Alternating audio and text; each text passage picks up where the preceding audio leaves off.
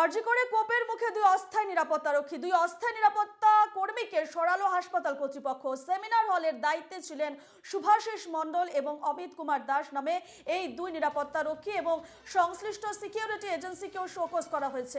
নতুন সিকিউরিটি এজেন্সিকে দায়িত্ব দেওয়ার ভাবনা আরজি কর কর্তৃপক্ষের। এই মুহূর্তের আরো একটি গুরুত্বপূর্ণ খবর, আরজি করে কোপের মুখে দুই অস্থায়ী নিরাপত্তারক্ষী, দুই অস্থায়ী নিরাপত্তা কর্মীকে সরালো হাসপাতাল কর্তৃপক্ষ।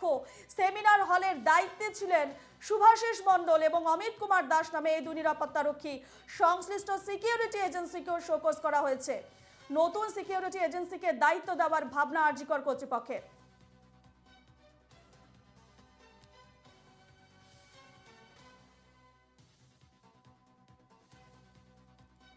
এবার আরজি করে কোপের মুখে দুই অস্থায়ী নিরাপত্তা রক্ষী, দুই অস্থায়ী নিরাপত্তা কর্মীকে সরালো হাসপাতাল কর্তৃপক্ষ। সেমিনার হলের দায়িত্বে ছিলেন শুভাশিস মণ্ডল এবং অমিত কুমার দাস নামে এই দুই নিরাপত্তা রক্ষী এবং সংশ্লিষ্ট সিকিউরিটি এজেন্সিকেও শোকজ করা হয়েছে। নিয়ে আমরা বিস্তারিত জানবো। আমাদের সঙ্গে সরাসরি রয়েছেন আমাদের প্রতিনিধি রক্তিমা দাস। রক্তিমা, দুই অস্থায়ী নিরাপত্তা রক্ষীকে সরিয়ে দিয়েছে হাসপাতাল কর্তৃপক্ষ। সেমিনার হলের দায়িত্বে ছিলেন তারা এবং সংশ্লিষ্ট সিকিউরিটি এজেন্সিকেও শোকজ করা হয়েছে। যে দুই নিরাপত্তা রক্ষীকে সরিয়ে দেওয়া হয়েছে তাদের বিষয়ে কি জানতে পারছো?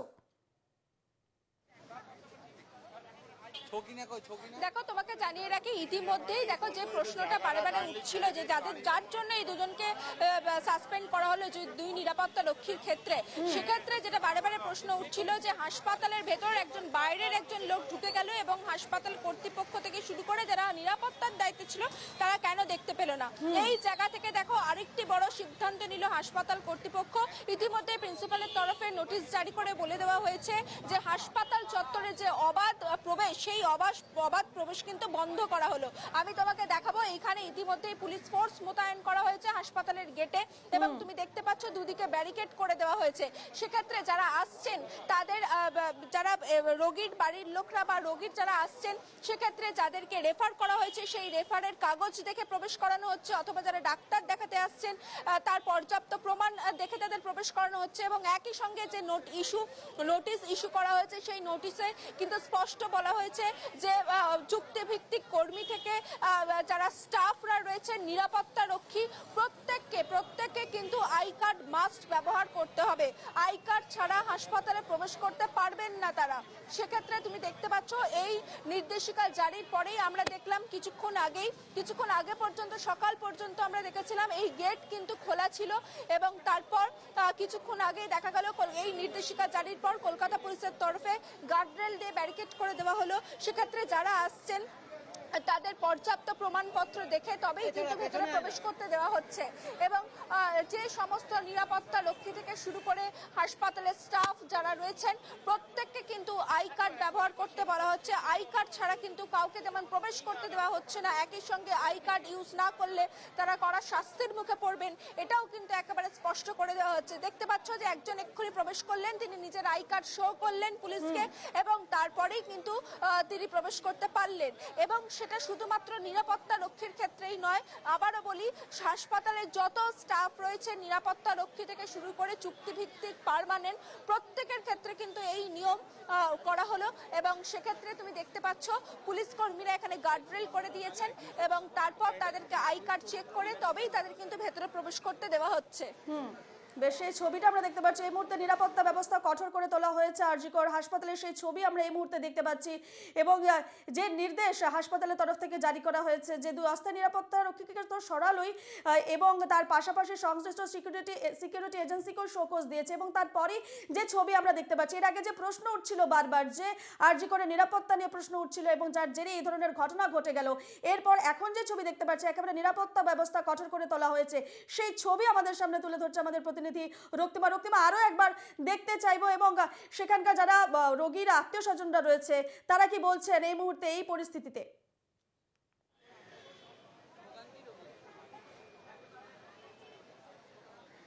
দেখো, এই এই মুহূর্তে তুমি দেখতে পাচ্ছ, তোমাকে যেমনটা কিছুক্ষণ আগেও বলছিলাম, তোমাকে আরো একবার জানিয়ে দিই, কিছুক্ষণ আগে প্রিন্সিপালের তরফে নির্দেশিকা জারি করা হয়েছে। সেই নির্দেশিকায় কিন্তু স্পষ্ট বলে দেওয়া হয়েছে যারা হাসপাতালের স্টাফরা রয়েছেন, সেক্ষেত্রে চুক্তিভিত্তিক কর্মী থেকে যারা পার্মানেন্ট স্টাফ, একই সঙ্গে নিরাপত্তা রক্ষী যারা পার্মানেন্ট এবং যারা চুক্তিভিত্তিক নিরাপত্তা রক্ষী, প্রত্যেকের ক্ষেত্রে কিন্তু আই কার্ড মাস্ট করা হয়েছে। সেক্ষেত্রে আই কার্ড ব্যবহার করতে বলা হয়েছে এবং আই কার্ড দেখিয়ে তবেই কিন্তু তারা প্রবেশ করতে পারবেন। হাসপাতালের যত গেট কিছুক্ষণ আগেও আমরা যেটা দেখেছিলাম এবং যেটা চিরাচরিত চিত্র হয়ে থাকে, হাসপাতালের গেটে খোলা থাকে এবং অবাধ প্রবেশ হয়ে থাকে। সেই অবাধ প্রবেশ কিন্তু আজ থেকে আরজি করার জন্য বন্ধ হলো এবং সেক্ষেত্রে কিছুক্ষণ আগেই দেখলাম এই নির্দেশিকা জারি হওয়ার পরেই পুলিশ প্রশাসনের তরফে একেবারে গার্ডরেল দিয়ে ঘিরে দেওয়া হলো সমস্ত যে গেটগুলি রয়েছে এবং সেক্ষেত্রে যারা যারা আসছেন তাদের প্রত্যেকে আই কার্ড, যারা স্টাফ মূলত তাদের আই কার্ড দেখিয়ে তবেই কিন্তু প্রবেশ করতে দেওয়া হচ্ছে। একেবারে অক্তিমা, তুমি থাকো আমাদের সঙ্গে। এই মুহূর্তে আমরা চলে যাব এবার পানিহাটির যেমন সোদপুরে চলে যাব। সোদপুরে এইচবি টাউন মোড়ে ধর্ণা এবং ডাক্তারি পড়ুয়ার মৃত্যুর বিচারের দাবিতে ধর্ণা, সাধারণ মানুষকে কালো ব্যাজ পরিয়ে ঘটনার প্রতিবাদ জানালেন বিক্ষোভকারীরা। আমাদের প্রতিনিধি রয়েছেন সেখানে সরাসরি। দেবপ্রিয়, আজকে কি ছবি, কি জানাচ্ছেন স্থানীয়রা?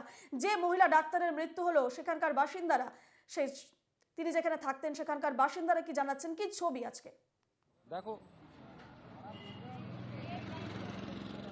আরজিকর হাসপাতালের মতো সরকারি হাসপাতালে একজন কর্তব্যরত তরুণী চিকিৎসকের যে মৃত্যুর ঘটনা প্রায় 48 ঘন্টা পার হয়ে গিয়েছে, কিন্তু এখনো পর্যন্ত পুলিশ মাত্র একজনকে গ্রেপ্তার করতে পেরেছে। কিন্তু এই যে নৃশংসভাবে খুনের ঘটনায় কোনো একজনের কাজ নয়, এখানে কিন্তু একাধিক ব্যক্তি যুক্ত থাকার কিন্তু সম্ভাবনা রয়েছে। সেই জায়গায় দাঁড়িয়ে শুধু একজনকে গ্রেপ্তার নয়, বাকি যারা রয়েছে তাদের প্রত্যেককে গ্রেপ্তার করে দৃষ্টান্তমূলক শাস্তি দেওয়ার দাবিতে ইতিমধ্যেই পানিহাটি যে সমস্ত বাসিন্দারা রয়েছে প্রত্যেকে কিন্তু একেবারে পানিহাটি এইচবি টাউন মোড়ে তারা অবস্থান বিক্ষোভ করছে এবং সেখানে যে সুবিচারের দাবি পাশাপাশি দোষীদের গ্রেপ্তার করে দৃষ্টান্তমূলক শাস্তির পাশাপাশি ফাঁসির দাবি কিন্তু জানানো হয়েছে। যতক্ষণ না পর্যন্ত দোষীরা গ্রেপ্তার হচ্ছে ততক্ষণ পর্যন্ত তাদের এই অবস্থান বিক্ষোভ চলবে এবং তার পাশাপাশি কিন্তু যারা পথ চলতি মানুষ রয়েছে, পথ চলতি মানুষের প্রত্যেকে কিন্তু কালো ব্যাজ পরিয়ে তারা প্রতিবাদ জানাচ্ছে এবং প্রত্যেককে তাদের এই আন্দোলনে সামিল হওয়ার কিন্তু আবেদন জানানো হচ্ছে। তার পাশাপাশি প্রত্যেক সাধারণ মানুষ কিন্তু চাইছে যে একজন তরুণী চিকিৎসক যে কিন্তু এলাকায় অত্যন্ত ভালো মেয়ে হিসেবে পরিচিত ছিল এবং মেধাবী ছাত্রী হিসেবে পরিচিত ছিল, যে সমাজে আগামী দিনে কিন্তু চিকিৎসক হিসেবে সমাজের কিন্তু সেবা করার জন্য তারা সে কাজ করছিল, সেই জায়গা দাঁড়িয়ে এরকমভাবে তাকে যে মৃত্যুকে মুখে তাকে পড়তে হবে এবং তাকে রীতিমতো নৃশংসভাবে খুন হতে হবে, তা কিন্তু কেউ স্বপ্নেও ভাবতে পারছে না। সে কারণে কিন্তু প্রতিবাদী ঝড় কিন্তু ইতিমধ্যে গোটা রাজ্য জুড়ে পড়েছে। তার পাশাপাশি পানিহাটিতেও কিন্তু সাধারণ মানুষ ইতিমধ্যে কিন্তু প্রতিবাদ সামিল হয়েছে এবং পুলিশ এখনো পর্যন্ত কাউকে গ্রেপ্তার করতে পারছে না এবং এই ঘটনায় পুলিশের ওপর আস্থা হারিয়ে সিবিআই তদন্তেরও কিন্তু দাবি জানানো হচ্ছে পানিহাটিবাসীর তরফ থেকে। তো তাদের অবস্থান বিক্ষোভ চলছে। আমি এই মুহূর্তে রয়েছে এখানে যারা পানিহাটিবাসী রয়েছে তাদের কাছে জানবো যে তারা কি চাইছে। দাদা কি বলুন,